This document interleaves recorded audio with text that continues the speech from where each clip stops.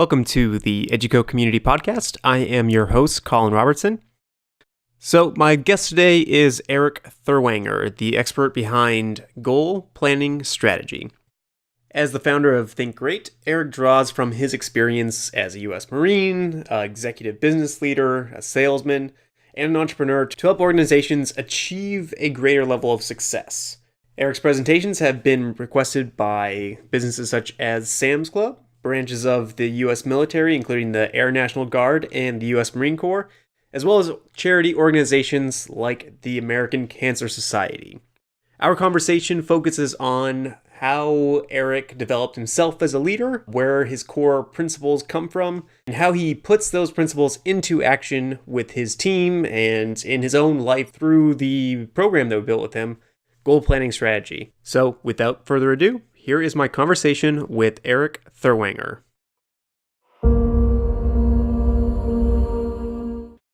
All right, I'm talking today with Erik Therwanger, the expert behind Goal Planning Strategy. Erik, thank you for coming on the podcast. Hey, thanks, Colin. Great to be here today. Great. So you have a terrific background in leadership, and for anyone who hasn't seen your TED Talk or heard it yet, just tell us a little bit more about how you learned to become a leader yourself and how you try to instill those lessons in others. Well, yeah, I started actually in 1987 was when my leadership journey began. And I like to say I started a leadership journey when I stepped off of the bus at the recruiting depot in San Diego, California. And I really had entered boot camp, but realized later that I had entered a leadership factory. And it was a really interesting process. And there was training, but there was also development. And during that whole cycle of transformation from a recruit to a Marine, it was more than just training us with our weapon. It was more than training us to swim. It was more than training us in the gas chamber. It was really developing us as leaders and how to look out for the person to our left and right. And so I like to say that that's the beginning of my journey in leadership. But it really extended past my 4 years in the Marine Corps, and I was able to use leadership traits and principles to better myself in college, and then also in the workplace too. I was the vice president of a media company in Southern California, and I found myself transplanting those leadership seeds in my team there. And our organization in Santa Monica actually grew 303%. As a result, not just of better equipment, not just of better systems, and not even just training. It was really because we developed our people. We had an emphasis on people development, and the best way to do that was through the development of their leadership skills. So I think that's an area where the business sector can really have an edge if they focus more on the development of their people, not just the training of their people. So what do you believe that the Marine Corps, what specific practices do you believe the Marine Corps instills in its leaders versus the corporate world? One of the first things we learned is we started to learn the traits of a leader. In other words, the Marine Corps has 14 leadership traits, and they range from justice and judgment to tact and knowledge, dependability and decisiveness. And I think where they're really strong, and this is where I feel it lacks in the civilian sector, significantly, is the Marines identified what the traits are, or in other words, what's a distinguishing feature characteristic of a leader, and they came up with their 14. Sure. And they do a lot more than just post them. They talk about them, and they develop their people to really understand the expectations of a leader. And when you think about it, they planted those leadership seeds in me when I was 18 years old. And I had only been in boot camp for, a few days when we're starting to learn about leadership traits. Yet most businesses never really get to the leadership development side. Yet they're promoting people to a position of leadership, but they're never really teaching them what the traits and principles and what the purpose of being a leader is. And I think the Marine Corps has a great starting point for that. And that's during the onboarding program called boot camp. That they're simultaneously developing you as a leader so that you think of people differently. Yeah, definitely. I can really see that being a disconnect there in the corporate world because, one, I doubt that many have even taken the time to say, okay, what really makes a great leader in our organization and how can we instill those principles in the people when they come in, like you did when you were a recruit. Yeah. Yeah. And it's interesting because I felt like there was a lot of chaos happening in boot camp. So there was a lot of yelling and screaming and crazy things going on. I can imagine. And through it all, they were consistently discussing leadership with us. And so even before we were finished with our probationary period, even before we earned the title of United States Marine, they were developing us as leaders. And at the end, what did they really want? They wanted us to think like leaders, act like leaders, perform like leaders, so that we could achieve the highest levels of success. And success for the Marine Corps is you come back home. You accomplish the mission, but you also make it back home. And so I think that when you look at it, a lot of businesses say that they care about their people. I actually saw it in play in the Marine Corps, and they care so much, they develop you as a leader so that you can truly look out for your troops in the most people-centric way. And so those leadership traits, they planted in me at 18. They've always continued to grow. And now I feel blessed because what I do with Think Great now is leadership development, among many other things. But I get to now transplant those leadership seeds into other people and watch them grow internally in them, and then they get to replant them in their teams. And then you create a foundation or a culture of leadership and truly transform your business into a people business. Sure. So did you, the Marine Corps' 14 characteristics of a leader, did you use them specifically in the civilian world as well, or have you kind of refined them with your own process? What do you try to instill in the people that you consult with as well as your own team? Yeah. So in my book, The Leadership Connection, I actually list out those 14 traits. And to me, if it's not broke, don't fix it. So I still adhere to those 14. But what I do with businesses is something unique. I go in and I help them to identify the traits that mean the most to them and their people. And most businesses will tell me, or most business leaders will tell me, that leadership is important. It's a foundational principle and it's important to our organization, but they struggle to define it. They can't define what a leader is. And so one of the areas we start with is just what traits are important to you. And for a lot of them, they're very common. It's maybe being a better communicator or being honest, having integrity, being compassionate. And so we help teams of leaders to actually identify the traits, the characteristics, and features that people need to rise up to be a leader. Because if you're promoting somebody to the position of a leader, but you haven't taught them the purpose or the traits, you've kind of stacked the deck against them. And having those traits as a benchmark for performance, it really gives us something to strive for as leaders. Yeah, absolutely. And for those people who are put in those positions, I mean, when you are put into a leadership position without any training, you basically just have a title and you have to figure it out for yourself. And titles are by far the worst leadership tool you have. Yeah. Well, and not only does that person who just got promoted experience it, so did the teams and the other leaders. You know, they all know they're not equipped. It's like giving the keys to a car to somebody who has not been trained or developed to drive that car. That's a great analogy. Sure, they have the title of, you can have the title of driver or a driver's license. It doesn't mean you know how to drive yet. And we get to go in and strengthen up those skills with people and actually give them the traits and principles needed from a leadership perspective so that they can be better for their people and guide them and coach them and help them to hit goals, help them to set goals for starters, but really keep them on track and understand that, you know, leadership is more about coaching and guiding and mentoring and connecting people than it is about managing. Sure. So we really help them to identify what it means to be a leader in their organization. Sure. Do you have any stories of when you've gone in and made a real difference in a company or just a group of leaders themselves?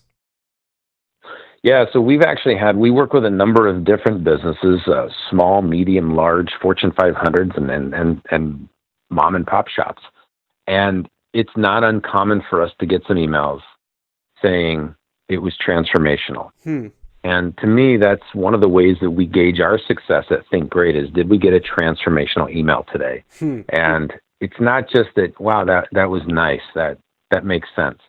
we're seeing that when leaders apply the traits, the principles, the definition of what it means to be a leader, and they start to develop a leadership culture, the whole environment changes. So we will get stories of people who say, leaders just say, I was ready to fire this person. They were on the chopping block, if you will. And they started to develop them as a leader, and the person rose up. The person started to have more insights on how to make the organization better, or they stopped complaining and they started finding solutions. And it really is an epidemic out there of the lack of leadership. And I think that's why you see so much disengagement in team members today. The disengagement is really a leadership gap. And so when you start to fill that gap up with skills and traits and principles and people who want to lead and guide and coach and mentor, the engagement, the empowerment of your team members goes up significantly, which ultimately impacts your results. And we get greater results because as leaders, at the end of the day, we accomplish things through the efforts of others. And if we're not empowering them, then a lot more work falls on our plate.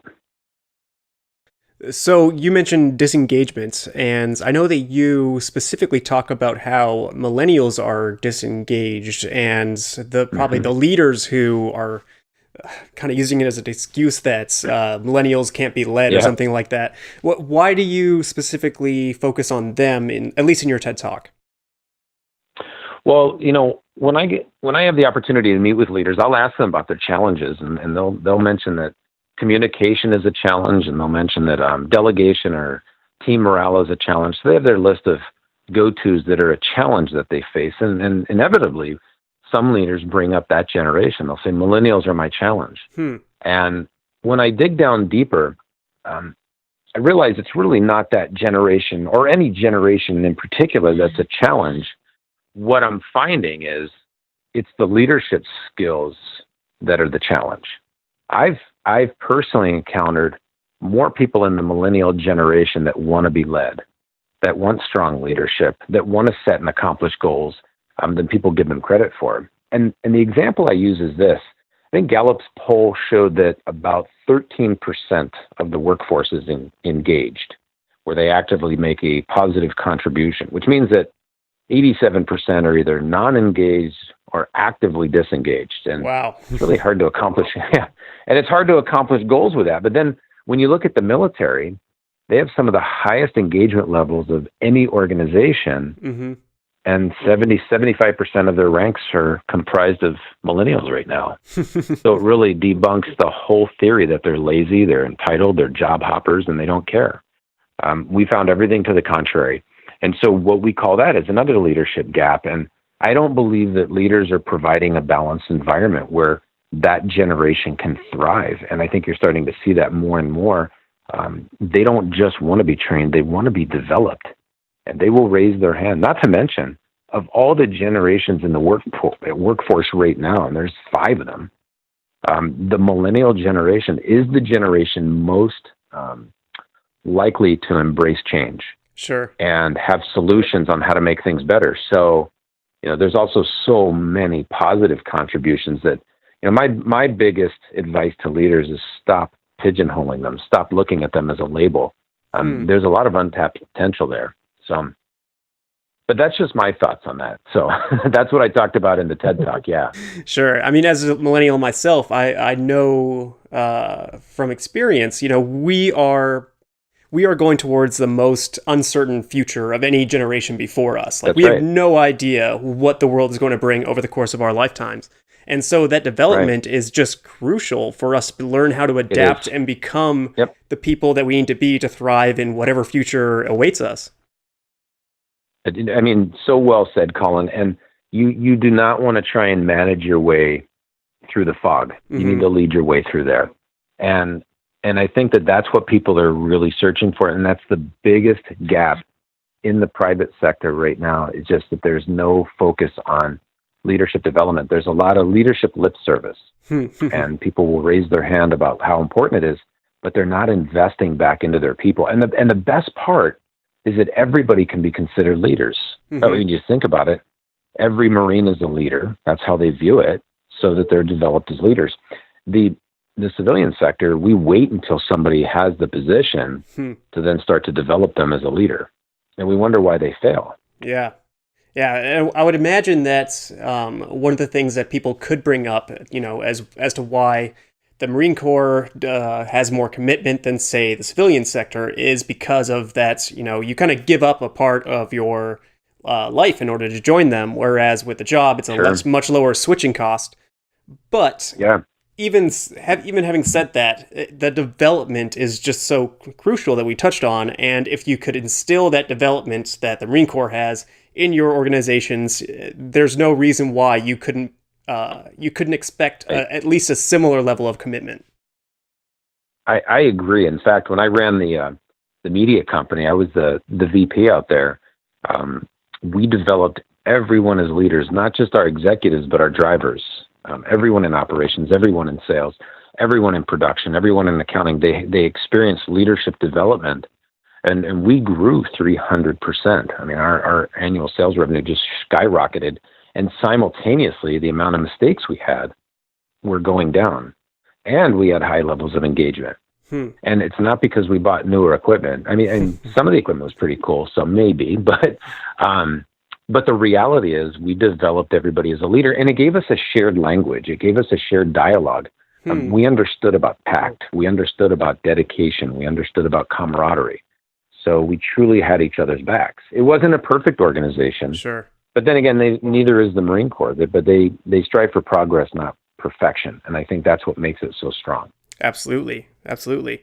So you switching to your actual goal planning strategy methodology, how did you come up with it? Where does it play a role in your leadership development and advice and all that? Mm-hmm.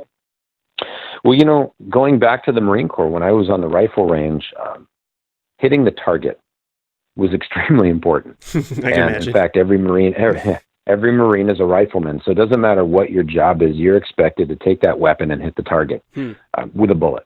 And I look at the same thing with our goals. It doesn't matter what we do in life or for our career. We all have goals, and we have to hit the target. And when I was on the rifle range at 18 years old, they issued us what was called a data book, and we tracked every shot. So every day we went out on the range, we tracked every shot. And we tracked it for one reason and one reason only. It was to course correct so we could hit the target. And so very early on, I started to adopt that philosophy of tracking my shots so I could hit my goals. I applied that philosophy in college.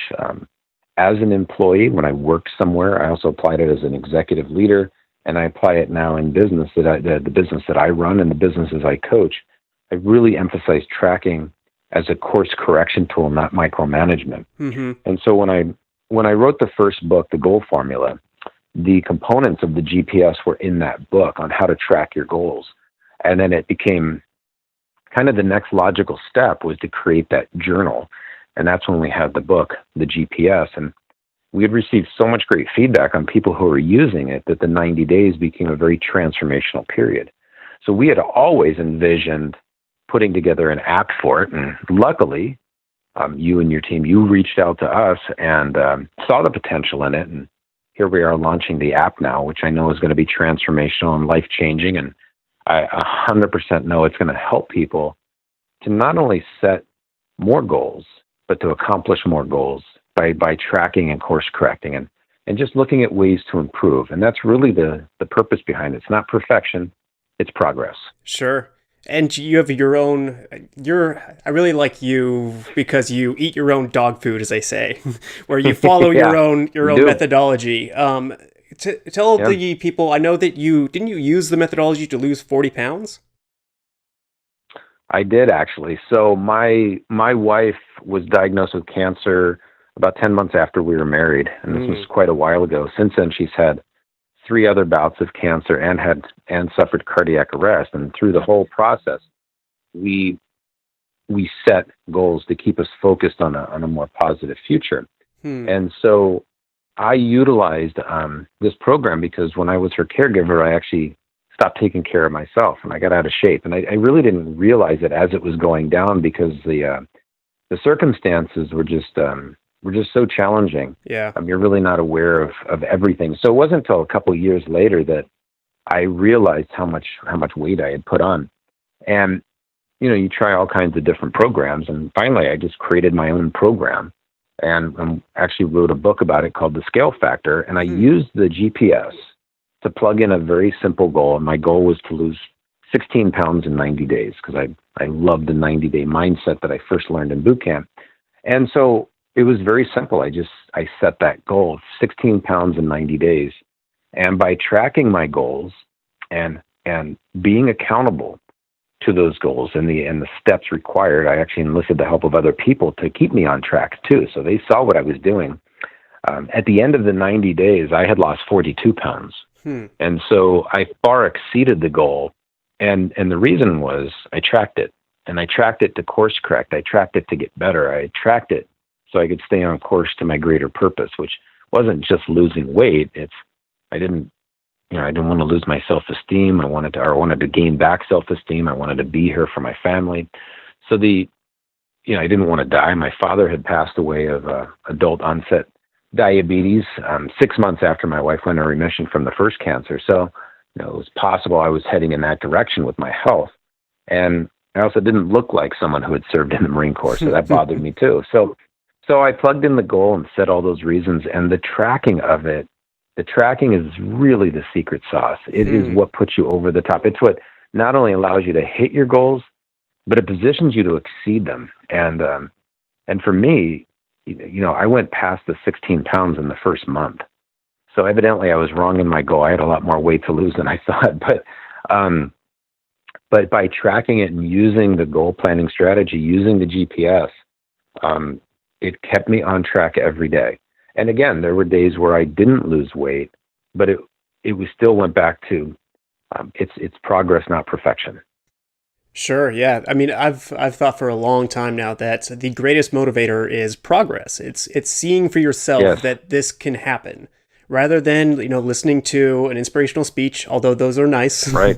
It's you proving to yourself that you can make a meaningful difference. I agree.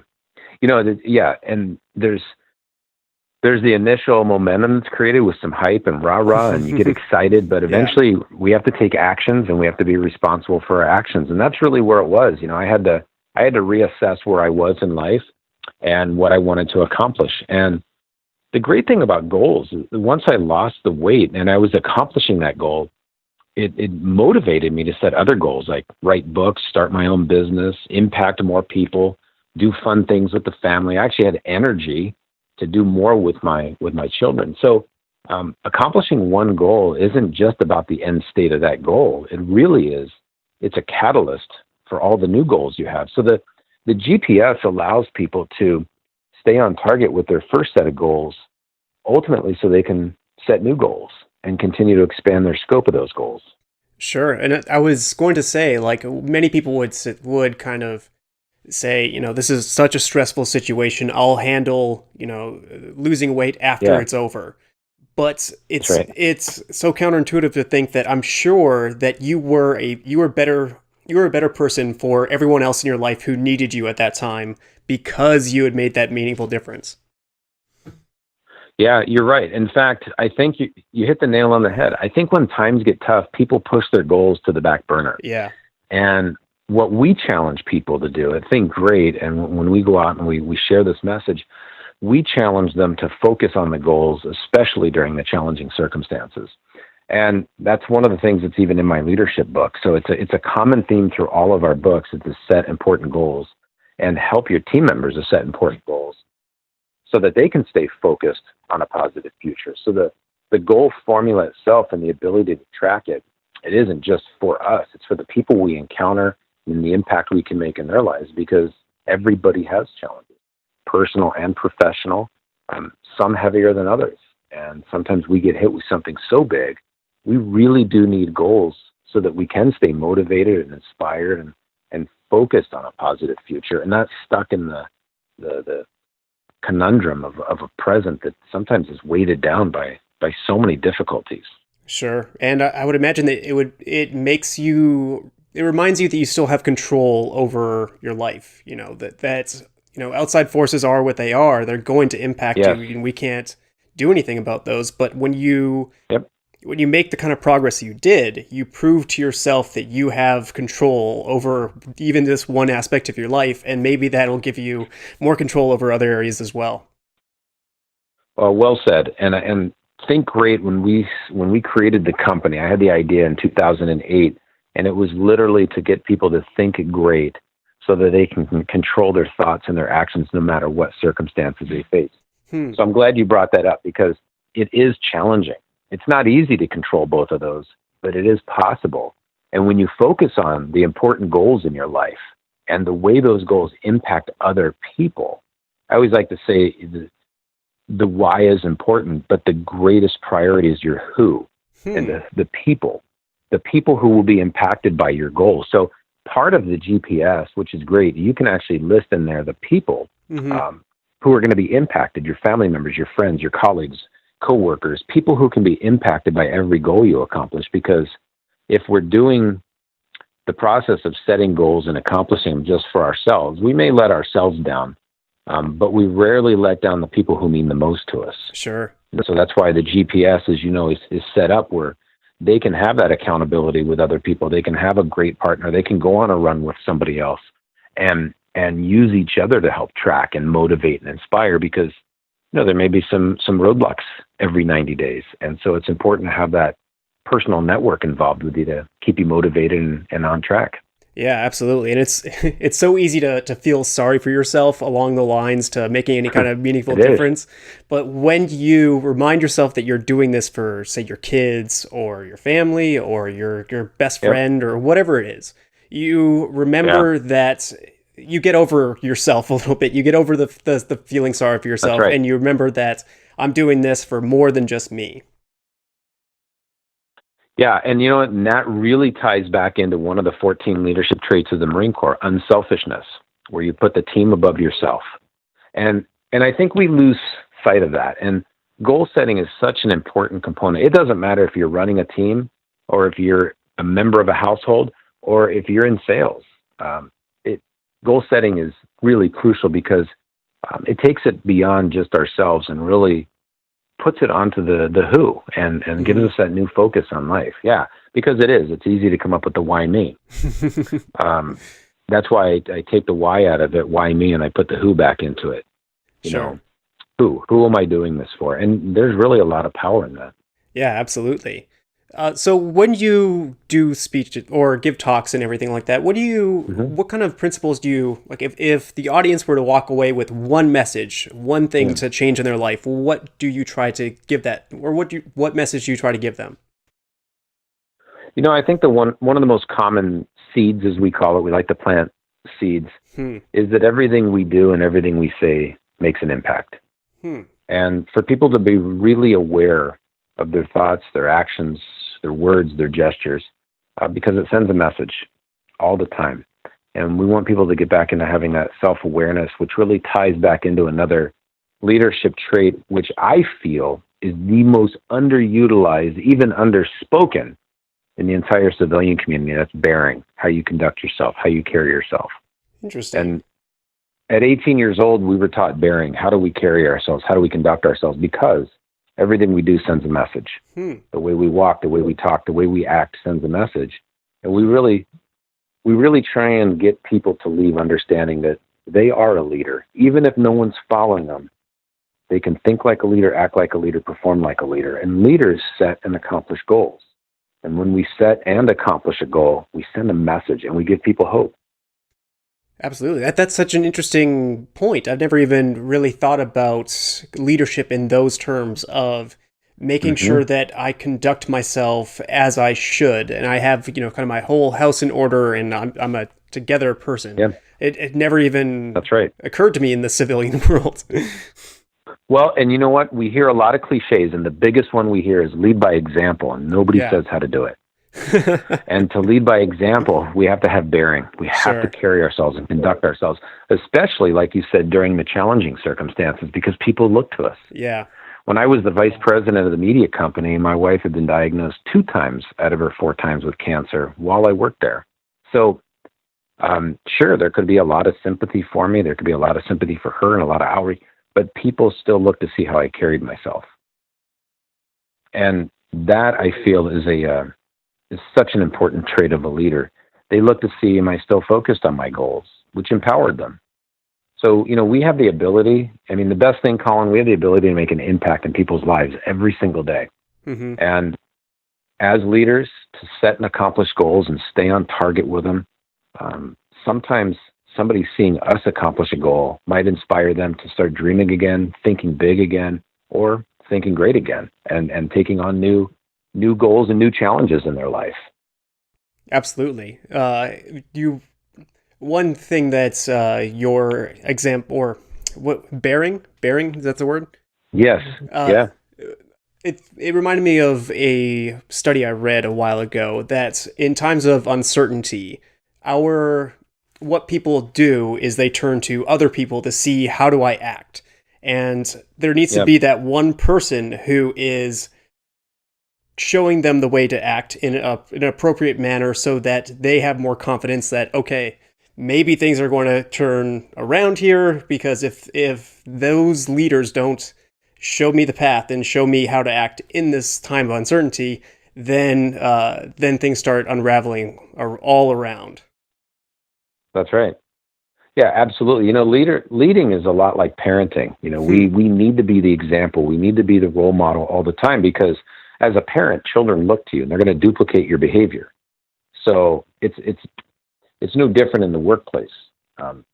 Team members are going to look to the leader. They're going to duplicate that behavior. If the team member watches a leader get stressed out every time there's a client complaint, or every time there's an issue or a challenge, they look to see how we handle it, how we conduct ourselves. And it's interesting, studies show that children duplicate bad behavior even though they know it's wrong. And those children go up to be team members who work at companies who duplicate bad behavior even though they know it's wrong. So the emphasis for a leader to have bearing, how we enter a room, the impact we make with our body language and our words and our dialogue and our actions, is so important. Yeah. We just don't think about it. So I like to plant those seeds in leaders to be aware, have situational awareness of what you're doing, because people are watching you. And when you do have a title and you are a leader, that magnifying glass is on you. They're looking to see how you conduct yourself. They're looking to see, did you set a goal and fail, or did you set a goal and exceed it? So they're watching us, which is good. They keep us on our toes. I love my team. They keep me on my toes. Yeah, absolutely. So you brought up the team. Has there been, say, any time, like, we've talked a lot about success, but leadership is really about learning how to respond to failure. Would you mind sharing, say, a time that you faced a failure in your business or personal life and you had to learn how to become a better leader because of that? Yeah, I think that every business leader experiences failures or setbacks. And if you don't, you're probably really not leading. So or lying. When they occur, yeah, exactly. And so again, it's when something happens in our team that maybe a team member did wrong or I did wrong, we go back to the fact that, all right, it's not perfection, it's progress, but what was the intent? Was the person intending to do something wrong? And typically that's not the case. So if the intent was for good results, but they achieved something bad, and then we just look at it as an opportunity to course correct, an opportunity to get better. How can we communicate at a better level of understanding? So most of the time that something doesn't go right, there's some sort of gap in communication. Maybe the email or the text or the dialogue didn't happen fast enough, or it wasn't clear enough, or it was ambiguous. And I think that, or the intent wasn't there, or the tone wasn't received right. So a lot of times we just look at it as a way to get better, and we typically start with communication. How could we have communicated better? So that's how we do. We just look at it as a tool for improvement. Interesting. I love your analogy of missing the mark and having that target, because when, say, I'm sure in the Marine Corps, when you were, on the firing range, when you missed the target, I'm sure that the response wasn't, oh, feel guilty because I'm a miserable failure and I'm never going to get this right. It was, I don't have my arms in the right position. I wasn't aiming at the right way. Yeah, you're absolutely right. Yeah. Yeah. Well, and that was the purpose of the data book too. It wasn't just so we could mindlessly put information down. We tracked every shot so that not only could we study it, but our drill instructors could look at it with us and help us on how to adjust the rifle, because inevitably some variables might come up. And a variable on the range could be something as simple as the wind, but enough wind can knock you completely off the target when you're 500 yards away from it. So the same thing with goal setting. There's no difference with it. If a team member is working on a goal or a leader's working on a goal, it's still good to have that outside perspective on how we can adjust, how we can improvise, overcome, and adapt, and still hit that target. And sometimes, Colin, it's just a simple click to the left or click to the right, and it puts you back on target. And so you're right. There's really no shaming for not hitting the target. There would be consequences if you continue to not hit it. But sure. the purpose of being on the range and having the target and using the data book was always course correction. How do we hit the target? Because at the end of the day, in combat, the target fires back. And so there's a really great purpose for it. And those drill instructors, once you become a Marine, then become your brothers. And you're going to coach your family in a way to keep them safe. And that's where it all comes from, because ultimately the Marine Corps is a people business. That's what they do. They develop people. They don't just train us with our weapons. They develop us to think like leaders so we can hit the target. Absolutely. And accomplish mission. Yeah, and we don't always have, losing weight, for example. We don't always have that person from the outside who is able to give us the objective help that we need when we say miss our target with our weight goals. But we really need to ask ourselves. I could see a whole lot of benefits from saying, okay, I set my weight goal as losing 16 pounds per month, and I only got 5 pounds down. Asking yourself, okay, was it the behaviors that I did wrong? Was the goal way too ambitious from the get-go? Asking yourselves those questions is so much better than say, oh, I missed my goal. There's no way I'm going to ever lose weight, and then break out the Cheetos. Right. Well, and for starters, a very quick weight loss program is to go and enlist and go in the Marine Corps. They'll handle that. We're in boot camp.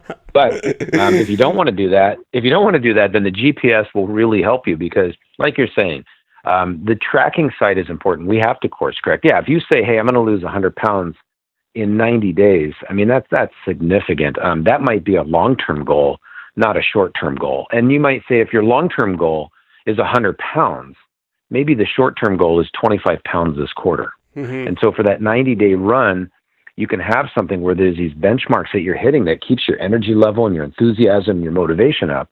And then the next 90 days, you do 25 pounds. And the next one, you do 25. And the next one. And by the end of 4 cycles, 4 90-day runs, you've hit your long-term goal. But you're absolutely right. I think sometimes people set a goal so big and they go after the entire goal and they quit because they didn't hit that perfection, and they miss the progress of it. Yeah, absolutely. I mean, that's why having something like the journal entries, I've been using GPS for a couple weeks now, and that is just so powerful in saying, okay, what were my strong points today? What were my weak points today? And how will I improve tomorrow? Yes. That is just so powerful. Well, and everybody has the ability to stay focused for about 90 days. That's why boot camp is 90 days. It's transformational. They train us, they develop us in a 90-day period. We earn the title of Marine in 90 days. You just start to imagine the power that people have at their fingertips by just taking control of 90 days, just scheduling out 90 days. And I think everyone listening to this right now is going to agree with this statement, that the next 90 days are coming. None of us can stop it, but we could do something with it. We could control the next 90 days. And that's why I think this tool, I'm so excited about it, because I've seen the book, The Goal Formula, and the GPS, the hardcover or the hard copy. I've seen it impact lives. I've seen it be transformational in personal and professional, endeavors for people. But now with the app, it's right at their fingertips. They're going to get reminders. They literally have a great partner, a secondary great partner with technology that's keeping them reminded of everything they need to do. And I think that what the Educo team has put together is so on target, no pun intended, or maybe there is, but so on target with the end mission of this app, which is to help people to accomplish their goals no matter what circumstances they face.